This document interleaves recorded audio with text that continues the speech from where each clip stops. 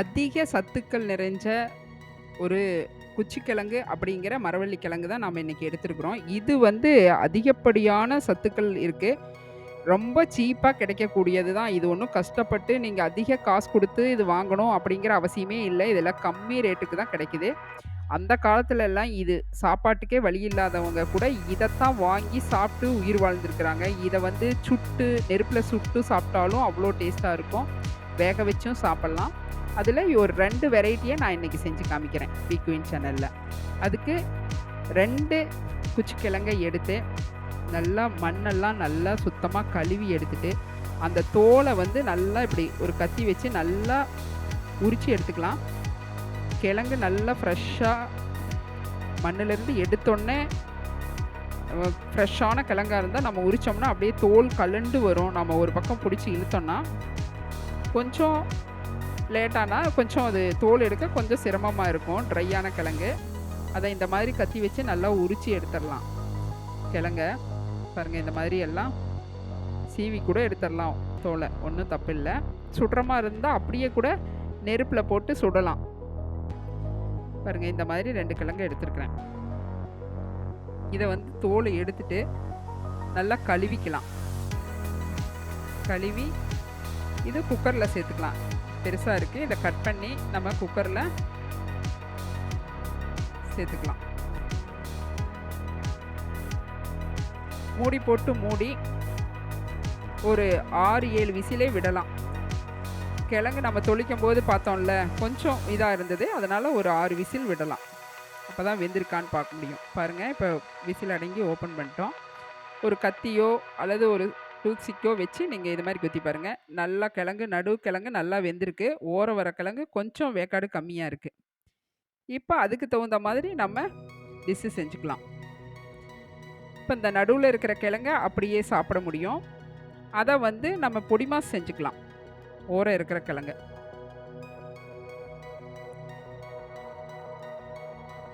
அந்த கிழங்க எடுத்து இல்லன்னா இன்னொரு தடவ கூட வேக்காடு விடலாம்.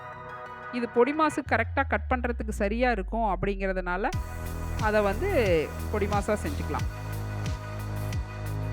அந்த கிழங்கு அப்படியே சூட்டோட இருக்கட்டும்.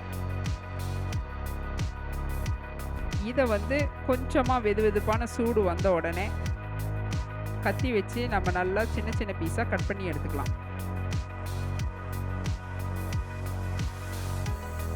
இது வந்து இதுல இருந்து தான் ஜவ்வரிசி, மற்ற ஒரு மாவு பொருள் எல்லாமே இதிலிருந்து நெறைய தயாரிக்கிறாங்க. அதனால மைதா இந்த மாரி பொருள்லாம் நெறைய சேர்க்குறாங்க இதுல. இது வந்து நல்ல சத்து நிறைஞ்ச பொருள் தான். இத நம்ம ஃப்ரெஷ்ஷா வாங்கி, ஃப்ரெஷ்ஷா இப்படி சாப்பிடும்போது நம்ம டைரக்ட்டா சத்து வரும். அதெல்லாம் நெறைய ப்ராசஸிங் போய் தான் வருது. அதுல எவ்வளவோ கலக்குறாங்க. ஆனா, இத நம்ம ஃப்ரெஷ்ஷா நம்ம கையில கிடைச்ச உடனே ஃப்ரெஷ்ஷா இப்படி அவிச்சு சாப்பிடும்போது, அது அப்படியே கிடைக்கும். எல்லா சத்துக்களும். இதெல்லாம் குழந்தைங்க, பெரியவங்களுக்கெல்லாம் குடுத்தா இதே ஒரு ஃபுட்டு தான். நீங்க வேற செய்யணும் அப்படிங்கிற அவசியமே இல்ல. அப்பல்லாம் சாப்பாட்டுக்கு வழி இல்லாதவங்கலாம் இந்த கிழங்க சாப்பிட்டு தான் உயிரே வாழ்ந்திருக்காங்க. பாருங்க இந்த மாரி சின்ன சின்ன பீஸா கட் பண்ணிக்கோங்க. இப்ப அத வந்து பொடி மாஸ் பண்ணிறலாம்.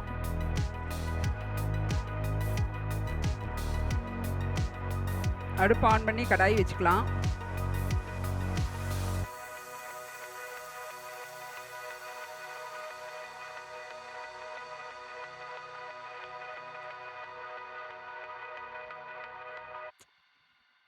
பிக்யூன் சேனல்ல நெறைய வீடியோஸ் இருக்கு. அதெல்லாம் போய் பாருங்க. பிடிச்சிருந்தா லைக் பண்ணுங்க, சப்ஸ்கிரைப் பண்ணுங்க. இப்போ கடாய் ஹீட் ஆன உடனே ஆயில் விட்டுக்கலாம். நான் கடலெண்ணெய் தான் எடுத்துருக்கிறேன் இதுக்கு. அது நல்லா சூடு ஏறட்டும்.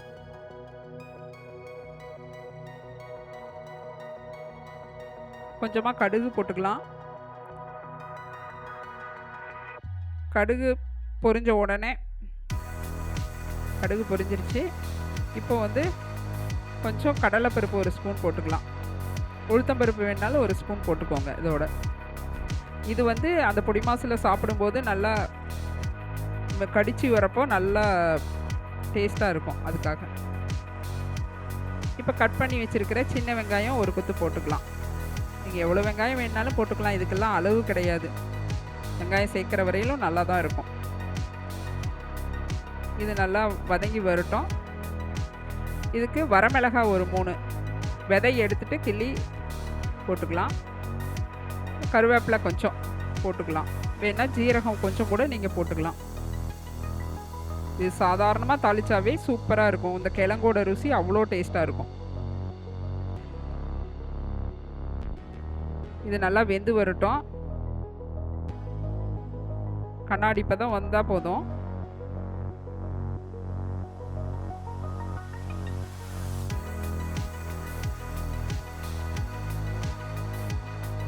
இதுக்கு கொஞ்சமா மஞ்சள் பொடி ஒரு 1/2 டீஸ்பூன் போட்டுக்கலாம். 1/2 ஸ்பூன். அவ்வளோதான், எல்லாம் நல்லா பொரிஞ்சு வந்துருச்சு. இப்போ அந்த கிழங்கை எடுத்து இதில் கொட்டி கிளறிக்கலாம். இப்போ இது வந்து ஆல்ரெடி நம்ம வந்து கிழங்குக்கு உப்பு போட்டு வேக வச்சுருக்குறோம். இருந்தாலும் அது பத்தாது. நம்ம இன்னும் கொஞ்சம் உப்பு சேர்க்கணுன்னா சேர்த்துக்கலாம். செக் பண்ணி பார்த்துட்டு சேர்த்துக்கலாம். இதுக்கு வந்து சால்ட் இப்போ தூள் உப்பு தான் சரி வரும். கல் உப்பு கரையாது.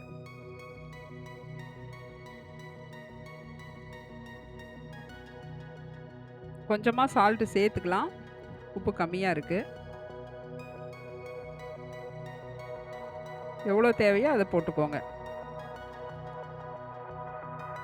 அவ்வளவுதான், சுவையான ஒரு பொடி மாஸ், கிழங்கு பொடி மாஸ் ரெடி ஆயிடுச்சு.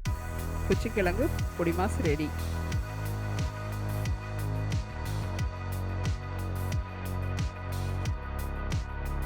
இதில் நீங்கள் கொத்தமல்லி அந்த மாதிரிலாம் கட் பண்ணி போடுறதுன்னா போடலாம். நம்மளோட சாய்ஸ் தான். நான் கொஞ்சமாக கொத்தமல்லி தழை போட்டிருக்கேன். நீங்கள் வேண்டான்னா சும்மாவே சாப்பிட்லாம். அவ்வளோ டேஸ்ட்டாக தான் இருக்கும் அது. இன்னும் இந்த குச்சிக்கிழங்குல நிறைய டைப்ஸ் போடலாம். இதில் வடை செய்யலாம், கட்லெட் செய்யலாம், நிறைய செய்யலாம். அதெல்லாம் இனி வர வீடியோவில் நான் கண்டிப்பாக அது ஒன்று ஒன்றா போடுறேன். இது வந்து உடம்ப கெடுக்காத பொருள். இது குழந்தைங்க, பெரியவங்க யார் வேணாலும் சாப்பிட்லாம். இந்த கிழங்குனால இப்போ உருளைக்கிழங்கெல்லாம் ஒரு சிலர் சாப்பிட்டா சேராது அப்படி. ஆனால் இந்த குச்சிக்கிழங்கை பொறுத்த வரையிலும் எல்லாருக்கும் இது சத்து மிகுந்த ஒரு கிழங்கு தான். இதை பாருங்கள், இந்த மாதிரி தட்டில் வச்சும் பரிமாறி சாப்பிட்லாம். இப்போ நம்ம ஆல்ரெடி வேக வச்சு ஒரு கிழங்கு, நல்லா வெந்த கிழங்கு, மலர்ந்த கிழங்கு இருக்குது. அதை வந்து நாம் வந்து தனியாக நாட்டு சக்கரை அந்த மாதிரி தொட்டு சாப்பிட்டா இன்னும் சுவையாக இருக்கும். இது வந்து கிழங்கு அப்படிங்கிறதுனால நீங்கள் பகல் நேரம், ஈவினிங் ஸ்நாக்ஸ் இந்த மாதிரி கொடுத்துக்குங்க. நைட் நேரம் இதெல்லாம் ஜீரண சக்தி கொஞ்சம் கம்மியாக இருக்கும், அதிக நேரம் எடுத்துக்கும். அதனால் நீங்கள் பகலில் இதை செஞ்சு சாப்பிடுங்க. ஈவினிங் கூட சாப்பிட்லாம். நைட்டு மேக்ஸிமம் அவாய்ட் பண்ணிடுங்க. பாருங்கள், இந்த வெந்த கிழங்கை எடுத்து நாட்டு சர்க்கரையில் தொட்டு சாப்பிடும்போது அவ்வளோ சுவையாக இருக்கும் இந்த கிழங்கு. இனிப்பு வேண்டாம், திகட்டுது அப்படிங்கிறவங்களுக்கு நீங்கள் அந்த பொடி மாசை கொடுக்கலாம். நல்லா இருக்கும் சாப்பிட. ஒரு ஸ்போர்க் வச்சு இந்த மாதிரி நீங்கள் குத்தியும் சாப்பிட்லாம். அல்லது நீங்கள் இப்படி குச்சிக்கிழங்கை எடுத்து சர்க்கரையில் தொட்டும் சாப்பிட்லாம். எப்படி உங்களுக்கு விருப்பமோ அந்த மாதிரி செஞ்சு சாப்பிடுங்க. இனி வடை, கட்லெட்லாம் அடுத்த வீடியோவில் நான் போட்டுக்கலாம். இதே மாதிரி செஞ்சு சாப்பிடுங்க. பிக் கிங் சேனலை லைக் பண்ணுங்கள், சப்ஸ்கிரைப் பண்ணுங்கள். மீண்டும் அடுத்த வீடியோவில் சந்திக்கலாம். நன்றி, வணக்கம்.